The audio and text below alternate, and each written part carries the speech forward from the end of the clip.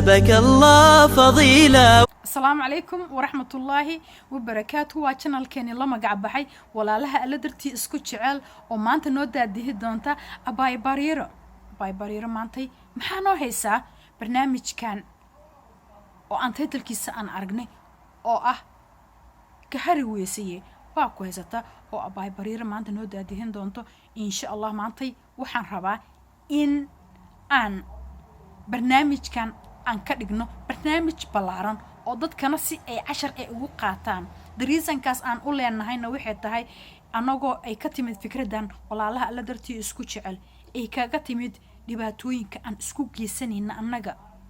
dhibaatooyinkan isku geysanayno iyo markaan qof bini aadan dhibaato aan u geysanayno qofta bini aadanka sida ay u kurboonayso qoftaas bini aadanka sida ay u kurboonayso in adigana aad aragtid oo beri ka maalin hataa damacdid qof in aad gardareysatid aad tiraahdo alla ilaahay qoftaan dhibaatada ha gaarsiin waayo waataan fiirsaday dhibaato anigana iga soo gaari karto waxa laga yaabaa diin la'aan inay ku geyso waxa laga yaabaa in fikrad la'aan ay ku geyso inaad waxba aad ka fikireynin aad isdhiyeen qoftan laakiin adiga markaas qoftaas ku cadweyso bini aadanka hadduu xitaa ku cadwo noloshaada inaad ka argoosatid ha isku dayin allah subxaanahu wa ta'ala ku daa allah ayaa ku aarayo wax walba waxaad ka fiican markii allah subxaanahu wa ta'ala uu ku aaro sideedaba ما في إنه إن أديك أد أرستيت سومالي waxay tiraahdaa ninaan arsan uur hooyadiis ayuu ku jiraa waa qalad xag diini waa qalad adiga maxal dhahay adduunkaagii aakhiradaadaba waxa ku roon hadii lagu gardareysto in adigana aada dhihin ruuxan wuu i gardareystay seen gurigiisa ku dumiya seen asiga aan dhibaato ugu gaarsiiya aadan u dhihin oo aad u aragtid ruuxa bini aadanka oo aan dhibaatada u geysanayno heerka uu mutaysanayo marka maanta waxaan rabaa in aan idinla qaybsado story gabar yar ila sheekaraysay storygaasoo gabadha in ay tahay gabar habriir u soojada guriga iska leh dhibaatadana u geysanayso soojka hooyadiis marka insha Allah waxay sheekadana noogu bilaabanaysaa waxay tahay habrirtii in ay xanuunsatay habrirtii markay xanuunsatay gurigii iyada hawshii qabanayso sida gabdhaha caadada ay u tahay anaga haween markaan nahay gabdho markaan nahay guriga hawshiisii waa inaan anaga qabanaa markay sidaas ay dhacdo waxa dhacdo waxay tahay waa habrir sudohdeedii ay gurigii timaado gurigii markay timid gabadhii xanuunsaneed ee sodohda u ahayd ee u timid waxay aragtaa gabadhan habrirta u tahay oo gurigii maamulayso oo wax walba loo baahan yahay diyaar leh oo hadii habrir xanuunsan tahay hawshii guriga aysan tabeen oo habrir xanuunkeedii ay tahay xanuun ay iska jiifayso marka xanuunka habrin ma ahan waa xanuunka haweenka ay xanuunsadaan maxal dhahay markii haweenka ay siyaado ay hesho islaantii wiilka dhashay malaha waxay isdhahday gabadhan xanuunsan oo sodohday u tahay gurigii maba tabayo oo gurigii maaragtay gabadhana gacanta ku qabatay marka maxay rabtaa gabadhan inay alaabado oo inta ay xanuunsan tahay caruurteedii wax celiyaa la waayo gurigii wax gacanta ku qabto nadiifiyo la waayo raashinkii wax kariyo la waayo sidaas ayay iyada iska jeclaatayba gabadhu wax walba soo mutaysatay laakiin dhibaatada jirta waxay tahay gabadha soo mutaysatay reerkii ku abtirsanayaan yey ficilay marka qofta ay ficilayso maxay tahay qofta ay ficilayso waa maxay caruurtii gabadhu waaba laga badan yahay gabadhii reerka dhaqanaysay waaba laga badan yahay waxa ka badan ilmahan wiilkeedii loo dhalay balaas wiilkeedii meesha waxa joogto 8 qofood habaryarta gabadh yartaad loo yahay iyo gabadhii reerka haddii laga jaro meeqa soo harayso waxa way waa 8 markii laga jaro maxaa la dhahay laba qof waxaa soo horeysa 6 waa bihi iyo 5 caruura iyo mid kale cusub ee hooyadii la xanuunsan tahay yee halkee bay ka yimaadeen yihiin waa ilmaheedii haddii xitaa gabadha aysan rabin la qabo 6dan aabihii u weyn yahay iyo caruurtii waayo waa ilmaheedii waa sodohdii ilmaheedii iyo wiilkeedii sodohdii markuu isku dayaysaa gabadhan habaryarta loo yahay inay guriga ka baxdo gabadha habaryarta loo yahay guriga inay ka baxdo ayay isku dayaysaa gabadha habaryarta marka loo yahay habaryarta inay xanuunsan tahay way u jeedaa gabar feri samaar waa laakiin maxaa dhacday maydeen habaryar islaantan sodohdaaya ayaa qaati aan ka taaganahay waayo hadday tiraahdo islaantan sodohdaadii ayaan qaati ka taaganahay hadday tiraahdo gabadhii reerka laheed iyo sodohdii gabadhii reerka laheed iyo sodohdii waxa imaalnaya dhexdooda waa colaad guriga ama sodohdaad ka tagayso ama waxa ka tagay waxay tahay waa gabadhii iyadu marka intaan ma rabtaba waxay rabtaa habaryarteed oo xanuunsan inay habi u ahaato walaalaheed habaryarteed u dhashay abtigeed oo habaryarteed sawjkeeda ah inay habi ku noolaadaan iyana ayeeyadiya oo familiga martida ku tahay waxay u baahan tahay inay si martinimo waalidnimana ku jirto inay maxay ahaato ula dhaqanto laakiin islaantii waxay noqotay saxar meel soo taagan geed gumada oo meel mugdiya ku yaalo loo jeedin oo lugta lagu dhufsanayo wax ka xanuun badan ma lahan waa xanuun lugtiyo dhaawaca haddana dare tiyo dhaawaca haddana ku dhufanaysaa gabadhii yartaaheed wixii igu dhahday anay ila hadasha qisada ma aan qisa aan dad ka soo maqmaqlay gabadhii yartaaheed ila hadasha habaryar maxaan sameeyahay dhahday islaanta habaryartay sidaana haysato anigu waan ka tegi karaa gurigeena waan iska aadi karaa hooyaday aabahay waxbay i wareysanayaan waxay tahay maxaad uga soo tagtay islaanta maxaa kaaga qosay gurigu waa guriga habaryartaaya islaantii in lala hadlay noqonaysaa marka abtigiina aad iyo aad u jecesho waa abti fiicano u gacan fiican oo ilaan ilmihiisii gurigiisii ayay maamulaysaa abtinuu u yahay islaantu hadday xun tahay abtigii ma xuma saasay tiri haddii islaantu xuntaa dhahday abtigay ma xumee maxaan ku sameeyaa abtigay hooyadiis waxbaha ku sameynaan dhahay ilaah ku daa inaad dukatid waxaad ku tiraahdaa allah yaa raxmaan iga qabo adigaa maaligay iga qabo islaantan jeclaysi inayba naga tagtay gurigeedii iska aado islaantii xanuunsatay xanuunaaba u yimidba islaantii xanuun baa u yimid xanuunkii markuu u yimid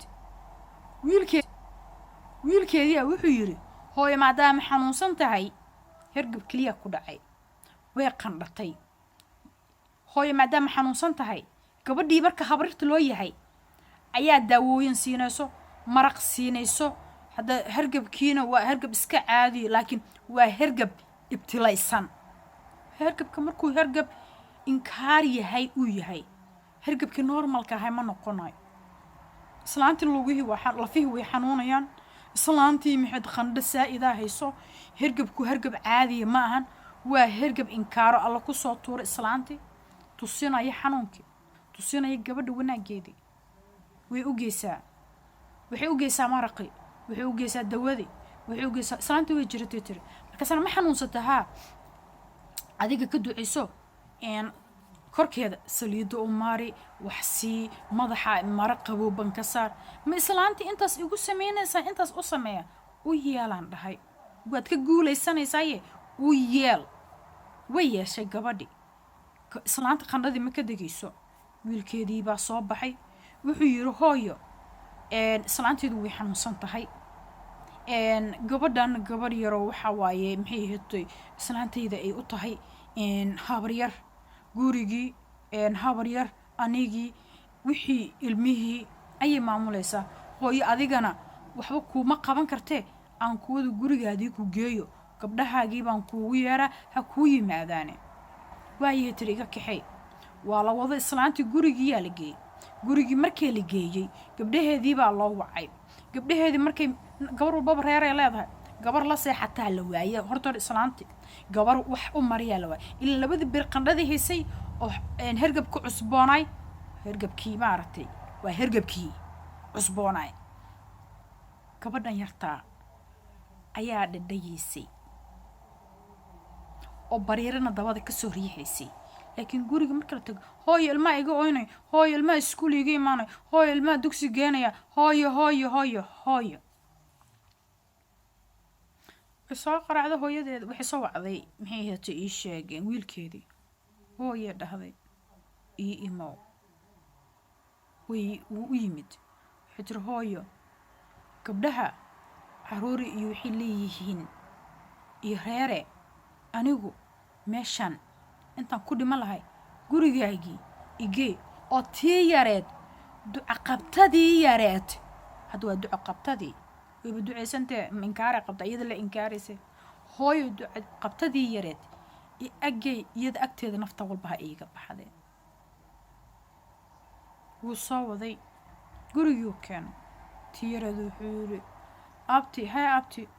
hooyo waan soo celiyo waxay tiri ducaqabtadii yareed iigey ducaqabtadii iigey markaasay yaabtay tiri yaa ducaqabtadii may tiri way u tagtay ayeeyo iyo war ma fiicanta haa ayeeyo waan fiicana ayeeyo waan kuu duceeyey ayeeyo waa duceysan tahay ayeeyo markii halkaan layga waday gurigii liigeey way iska oys islaantii gabdhihii anigaan dhalay intaasay igu sameeyeen saasay ii galeen ayeeyo waad fiicnaanaysaa ayay tiri dharka u dhaq ayeeyada raashin sii ayeeyada kan samee ayeeyada kan ka dhac ayeeyadii gabadh yarta waxaan u duceeyey way u duceysay markay raysatay duqdii way baxday magaaladii tagtay waxay soo iibisay shaabin way soo qaaday gabadh yartaheeda u keentay ayeeyo ay tiri waxaa tahay cunug yaar oo firiida laakiin anigu waxaan nahay islaan weyn oo asaasaqaday ayeeyo cafi anigaa ku dhalay gabadhaydii aan dhalay waxba iima dhaantid gurigaygii oo wiilkayga gurigiisii baa maadmulaysa dulme baan kuugu sameeyey ayeeyo macani cafi iyadoo sidaas dhahayso ayaa waxaa maqlay wiilkeedii wuu dhageystay mase islaantiioo dhahayso ayeeyo icafi dhibaataan kuu geystay waxaan jeclay gurigan inaan kaa raacdeeyo laakiin allah subxaana watacaala wuxuu tusiyey xanuun adigoo xanuunkaasna iigu naxariistay oo aadan i dhihin maxay hato ii sheegeenaa maxay hato sidaan ayaad igu samaysay islaantii ayaa maxay hato aad iigu naxariisato markaasi ti ayeeyo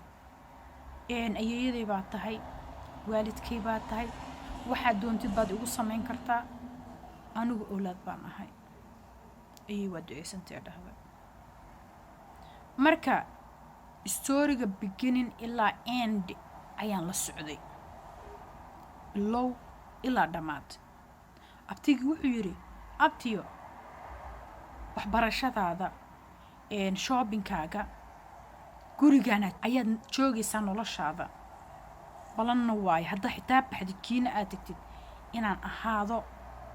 abtigaaga dhinacaaga soo istaagay sida hooyadii dhinaceeda u istaagtay iyadoo weliba dulmi kuugu sameynayso islaantii waxay tahay maasha allah ilaaha gadaal ka soo haday laakiin waxaa jira dad gadaal aan ka soo hadaysmayninoo weli dhibaatadii sii wado marka waxaad ogsoonaataa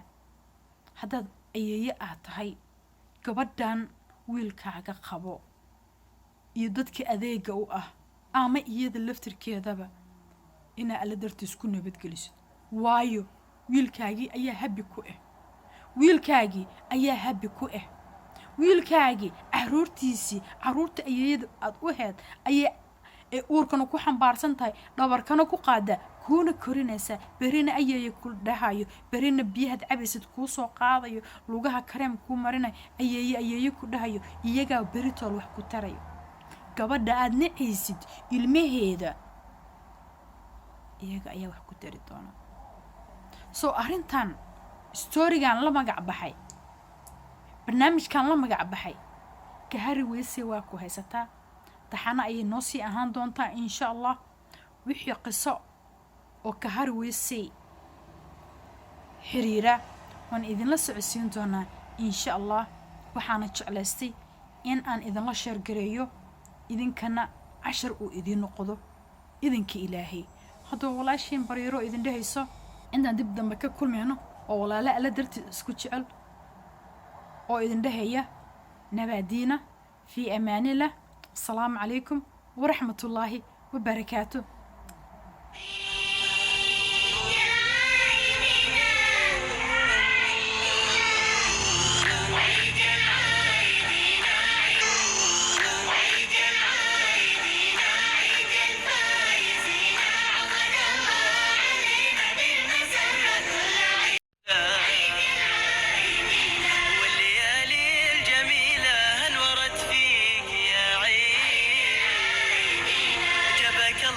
واحتفل فيك رسوله